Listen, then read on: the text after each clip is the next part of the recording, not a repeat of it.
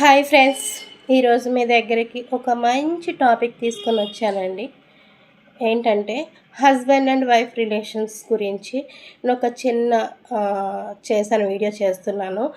ఏంటంటే చాలామంది వైఫ్స్ మనసులో చాలా చాలా అనుమానాలు ఉంటాయి. అనుమానాలంటే అనుమానం అని కాదు, ఆలోచనలండి అవి. ఏంటంటే పెళ్ళయి ఒక 10 ఇయర్స్ అయిన ప్రతి లేడీస్కి ఒక అనుమానం వస్తుందన్నమాట. హస్బెండ్ తనని నెగ్లెక్ట్ చేస్తున్నారేమో, నన్ను దూరంగా పెడుతున్నారేమో అన్న చిన్న అనుమానం అయితే వస్తుందండి. దానికి కారణం ఏంటంటే హస్బెండ్ ఏమీ మనల్ని దూరం పెట్టరండి. ఎందుకంటే ఎప్పుడు వాళ్ళ కళ్ళు, వాళ్ళ మనసు అంతా కూడా మన చుట్టూనే తిరుగుతూ ఉంటాయి. మనం ఎలా ఉన్నాము, మనం ఏం చేస్తున్నాము అని అనుకుంటూనే ఉంటారు. కాదంటే ఇక్కడ ఏమవుతుందంటే జెంట్స్ ఆటోమేటిక్గా బయట లేడీస్ని చూడడం అన్నది న్యాచురల్ అనమాట. అది సహజంగా జరిగేదండి. అలా చూడడమే ఏంటంటే మనల్ని నెగ్లెక్ట్ చేస్తున్నారేమో అన్న అనుమానం మనకి వస్తుందన్నమాట. యాక్చువల్గా నాకు ఈ టాపిక్ తీసుకోవడానికి కారణం కూడా ఏంటంటే, నా ఫ్రెండ్ ఒక అమ్మాయి ఫోన్లో మాట్లాడినప్పుడు తను ఒకటే అంది, అది ఎందుకని 7 ఇయర్స్ తర్వాత అంత 7 ఇయర్స్ కూడా కాదు, 5 ఇయర్స్ నుంచే స్టార్ట్ అయిపోతుంది దూరంగా ఉన్నట్టు, ఏదో వేరే వాళ్ళతో మాట్లాడుతున్నట్టు, హస్బెండ్ అండ్ వైఫ్ రిలేషన్ మధ్య ఉండే అది ఉండట్లేదు, ఆ స్మూత్నెస్ కనిపించట్లేదు, రఫ్నెస్ వచ్చేస్తుంది హస్బెండ్ మాటల్లో అనేసి నన్ను అడిగిందనమాట. నేనేం చెప్పానంటే అమ్మాయికి, అదే అమ్మాయి అంటే నా ఫ్రెండే తను. సో అమ్మాయికి నేనేం చెప్పానంటే, హస్బెండ్స్ ఎక్కడ కూడా నెగ్లెక్ట్ చేయడం అని ఉండదండి. అలా ఉంటే కనుక ఫ్యామిలీని అంత కేర్ఫుల్గా చూసుకోరు. అంత కేర్ఫుల్గా చూసుకుంటున్నారు అంటే కనుక ఇక్కడ అర్థం ఏంటంటే ఫ్యామిలీ వైఫ్ మీద అన్నీ ఉంటాయి. కానీ ఇక్కడ ఏమవుతుందంటే పిల్లలు పుట్టేసరికి వాళ్ళ బాధ్యత లేడీస్ తీసుకోవాల్సి వస్తుంది. కాబట్టి ఎక్కువ తల్లి మీదే బాధ్యత ఉంటుంది పిల్లలు పుట్టాక. సో వాళ్ళని చూసుకోవడంలోనూ, వాళ్ళకి కావాల్సినవి చేయడంలోనూ ఏమవుతుందంటే ఇక్కడ హస్బెండ్ని కొంచెం నెగ్లెక్ట్ చేస్తారు అంటే టైం సరిపోదు. వాళ్ళకి కావాల్సినవి వాళ్ళు అమర్చిపెట్టేస్తారు. అమర్చిపెట్టడం అన్నది చూసుకోవడం కాదండి. అమర్చిపెట్టడం అన్నది ఓన్లీ మనం బాధ్యత మాత్రమే. అది చూసుకోవడము అంటే, కలిసి ఉండడము అంటే ఏంటి అర్థం చెప్పండి? ఏమి ఉందండి?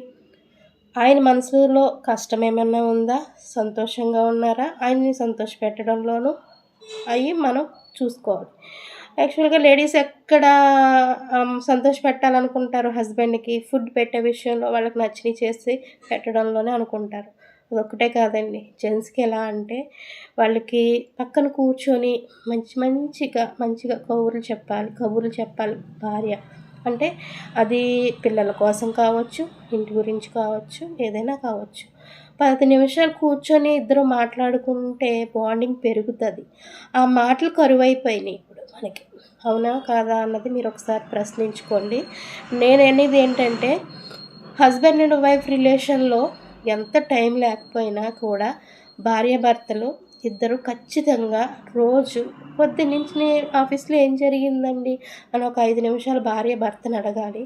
పొద్దున్నుంచి ఇంట్లో ఉండి ఏం చేసావే, ఏం చేసావు అన్న క్వశ్చన్ భర్త అడగాలి. అలాగే భోజనం చేసావా సరిగ్గా అని ఏం అడగాలి. మీరు లంచ్ బాక్స్ బాగానే తిన్నారు కదా, ఈరోజు అన్నీ నచ్చినాయి కదా అని ఖచ్చితంగా అడగాలి. అలా అడగడంలోనే బాండింగ్ పెరుగుతుంది. అవునంటారా కాదంటారా చెప్పండి? నేను చెప్పేది ఏంటంటే ఇప్పుడు ఈ ఫోన్స్ వచ్చాక ఏమవుతుందంటే జెంట్స్ ఆఫీస్ నుంచి రాగానే గబగబా స్నానం చేసేసి అంతే టీవీ ముందు కూర్చోవడం, లేదంటే ఫోన్ పట్టుకు కూర్చోవడం, టైం అంతా ఫోన్తోనే గడిపేస్తున్నారు. అలాగే వైఫ్స్ కూడా ఏంటంటే సర్లే ఆయన ఏదో ఫోన్ చూసుకుంటున్నారు, పొద్దున్నుంచి కష్టపడి వచ్చారు కదా, సరే ఆయన ఇష్టపచ్చినట్టు ఉన్నాయి అని చెప్పేసి వీళ్ళు ఫోన్ తీసుకుని వీళ్ళు కూర్చుంటున్నారు, లేదంటే సీరియల్స్ని ఫాలో అయిపోతూ ఉంటారు. ఇక్కడ ఏమవుతుందంటే ఈ సీరియల్స్ ఫాలో అవ్వడం, లేకపోతే ఫోన్ చూసుకోవడం, లేదంటే పిల్లలు చూసుకోవడంలో హస్బెండ్ని కొంచెం నెగ్లెక్ట్ చేయడం అన్నది జరుగుతుంది. దానివల్ల థర్డ్ పర్సన్ ఎంటర్ అవుతున్నారు అన్నది విషయం మర్చిపోకండి. ఆ థర్డ్ పర్సన్ ఎవరు అంటే మీకు అర్థమయ్యి ఉంటుంది కదా! మనం మాట్లాడుకునే వాళ్ళలో. ఇంకొక ఆమెని చూడడమైనా, లేకపోతే ఇంకొక ఆమె దగ్గరికి వెళ్ళడమైనా ఎందుకు జరుగుతది? మనం నెగ్లెక్ట్ చేయడం వల్ల జరుగుతది. నెగ్లెక్ట్ అంటే టైంలో ఉండాలి కదండీ! ఆయన్ని కూడా చూసుకోవాలి తప్పదు. మన ఆడవాళ్ళం కదండీ! మనం అన్నీ హ్యాండిల్ చేస్తామని చెప్తాం కదా! మరి అన్నీ హ్యాండిల్ చేస్తామన్నప్పుడు భర్తను కూడా హ్యాండిల్ చేయాలి కదా! అది కూడా మన పనే కదా! ఇప్పుడు మనం వదిలేసామనుకోండి ఏమవుతది? మూడో థర్డ్ పర్సన్ మన లైఫ్‌లోకి ఎంటర్ అవ్వే అవకాశాన్ని మనమే చేతులారా ఇచ్చిన వాళ్ళం అయిపోతున్నాం. భర్తకి నచ్చినట్టు అంటే ఆయన ఒక అమ్మాయిని చూస్తున్నాడంటే అక్కడ మనం ఏదో లోటు చేస్తున్నామనే కదా అర్థం. ఆ భర్తకి నచ్చినట్టుగా డ్రెస్సింగ్ సెన్స్ చేసుకోవడం, భర్తకి నచ్చినట్టుగా మేకప్ అవ్వడం. అంటే అప్పటి వరకు మనం ఎంత పనైనా చేయండి. ఇంకా మనకి హస్బెండ్ ఇంకా 15 మినిట్స్‌లోనో, 20 మినిట్స్‌లోనో ఇంటికొచ్చేస్తారు అనుకున్నప్పుడు ఖచ్చితంగా నీట్‌గా ఆయనకి నచ్చిన విధంగా రెడీ అయ్యి, పనంతా ముగించుకొని నీట్‌గా రెడీ అయ్యి రాగానే ఒక మంచి కాఫీ ఇచ్చి పక్కన కూర్చొని మంచిగా కబుర్లు చెప్పండి. ఏమైంది ఈరోజు ఆఫీస్‌లో ఏం జరిగింది? లేకపోతే ఇదండి. కానీ ఇంకోటి ఇక్కడ ఇద్దరు మాట్లాడుకున్నప్పుడు మీ ఇద్దరి గురించే ఎక్కువ టాపిక్ ఉండేలా చూసుకోండి.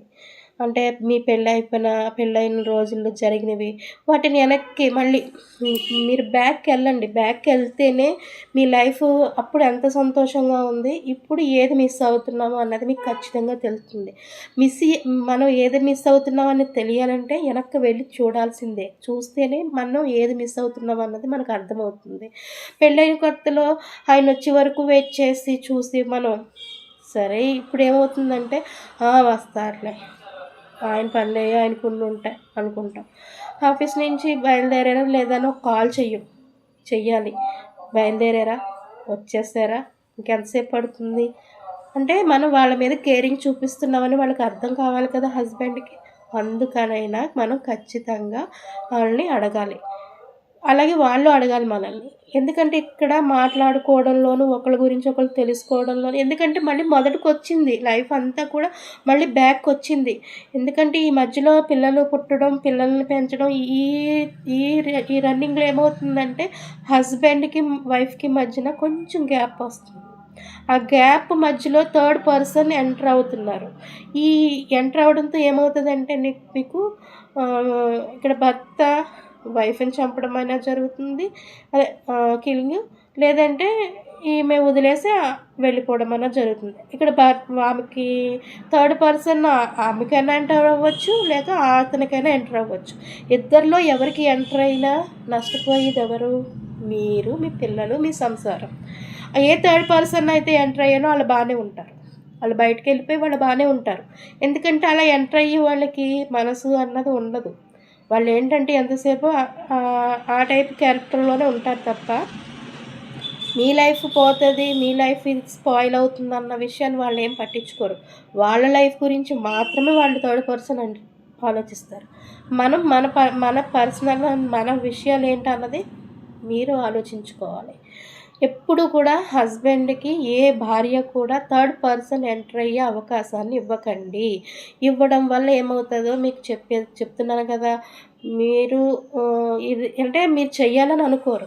అక్కడి నుంచి ఏమవుతదంటే థర్డ్ పర్సన్స్ ఎంటర్ అవ్వి పిల్లల భవిష్యత్తు పాడైపోతుంది. మీది కూడా పాడైపోతుంది. మీ మొత్తం సంసారం అంతా కూడా రోడ్డు మీదకెళ్ళిపోతుందనమాట.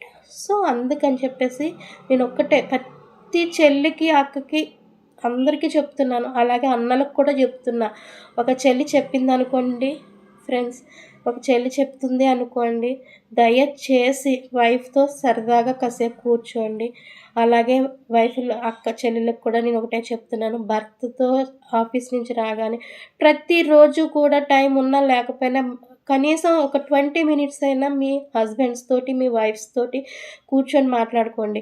ఫోన్‌కి ఇస్తున్న వాల్యూ కూడా వైఫ్స్‌కి ఇవ్వకపోతే ఎలాగా చెప్పండి? మీరు 24 అవర్స్ పెళ్లి చేసుకున్నట్టు దాంతోనే కాపురాలు మొదలు పెట్టేశారు. 24 అవర్స్ ఆ ఫోన్‌నే, రీల్స్‌ని చూసుకుంటూ కూర్చుంటున్నారు. ఈ పక్క మనకి ఏదైతే సంబంధాలు, బాంధవ్యాలు, ప్రేమలు అన్నవి అన్నీ కూడా ఈ ఫోన్స్ వచ్చేసి ఎరేజ్ చేసేసినాయి అని నేను అనుకుంటున్నాను. నాకైతే పక్కాగా అనిపిస్తది. ఇది ఎందుకు చెప్తున్నానంటే ఫ్రెండ్స్, మీ అందరూ కూడా అర్థం చేసుకుంటారని చెప్తున్నాను. మీ ఒక చెల్లి చెప్పిందే అనుకోండి, ఒక అక్క చెప్పిందండి అనుకోండి, ప్రతి అన్నకి, ప్రతి సిస్టర్స్‌కి అందరికీ నేను చెప్తున్నాను. మీ సంసారాన్ని, మీ ఫ్యామిలీని చాలా జాగ్రత్తగా చూసుకోండి. ఎందుకంటే బయట అందరూ ఒకలా ఉండట్లేదు. చాలా చాలా డర్టీగా మైండ్స్‌తో తిరుగుతున్నారు. అందుకని అలాంటి డర్టీ మైండ్స్ జోలికి మీరు వెళ్ళొద్దు. జాగ్రత్తగా ఉండండి. ఓకేనా ఫ్రెండ్స్? Bye friends.